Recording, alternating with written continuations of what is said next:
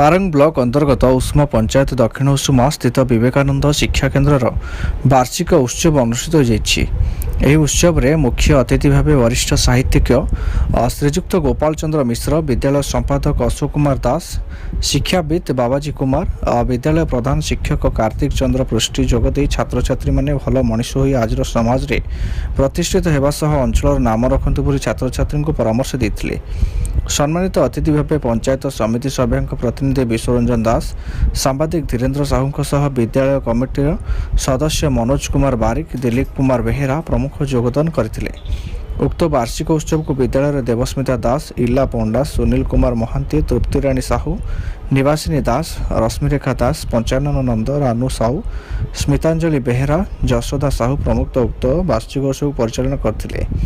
परिशेष में कुनि कुनि छात्र छात्री द्वारा सांस्कृतिक कार्यक्रम परिवेषण करा।